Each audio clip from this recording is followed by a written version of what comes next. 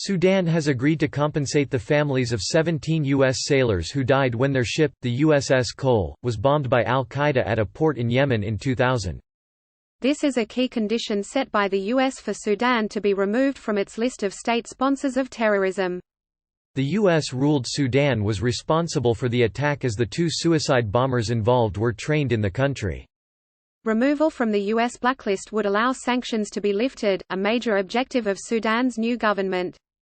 High inflation and shortages of fuel and foreign currency helped trigger the protests which led to the downfall last April of the long-serving President Omar al-Bashir.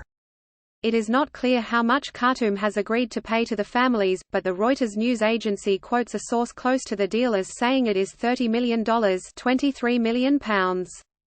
Sudan's new rulers are desperate to end the country's economic isolation and gain access to the dollar-based international financial system to attract loans and investment. The compensation is one of several steps taken recently to appease Sudan's critics. The transitional government has agreed that Mr. Bashir should be handed over to the International Criminal Court (ICC) to face genocide and war crimes charges allegedly committed in the country's Darfur region. Earlier in the month, Sudan's top general Abdel Fattah Burhan met Israel's Prime Minister Benjamin Netanyahu in Uganda in an apparent effort to normalize relations after decades of enmity. The country's information minister told the Associated Press that figures for the USS Cole compensation could not be revealed as negotiations were ongoing to reach a similar settlement with families of those killed in the 1998 al-Qaeda bombings of U.S. embassies in Kenya and Tanzania. More than 200 people were killed in those attacks. Al-Qaeda leader Osama bin Laden lived in Sudan for 5 years in the 1990s as a guest of Mr. Bashir's government. Sudan was added to the U.S. terrorism list in 1993.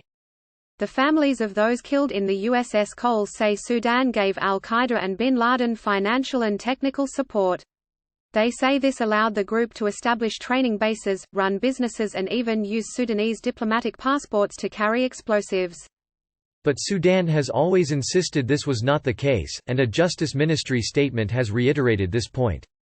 The government of Sudan would like to point out that the settlement agreement explicitly affirmed that the government was not responsible for this incident or any terrorist act. The state-run SUNA agency quoted the statement as saying, "It entered into this settlement out of its determination to settle the historical allegations of terrorism left over by the former regime, and only for the purpose of fulfilling the conditions set by the U.S. administration to remove Sudan from the list of state sponsors of terrorism in order to normalize relations with the U.S. and the rest of the world."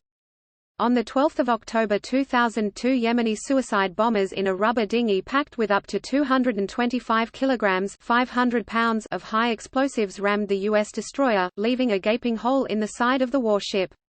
17 crew were killed and at least 40 people were wounded in the attack on the ship as it was refueling in the port of Aden. Last year, Jamal al-Badawi, a militant linked to the attack, was killed in a U.S. airstrike on Yemen. The attack's alleged planner, Saudi-born Abd al-Nashiri, is being held in U.S. custody at Guantanamo Bay. Last year, the U.S. Supreme Court overturned, on procedural grounds, a 2012 ruling ordering Sudan to pay more than $300 million to the victims' families.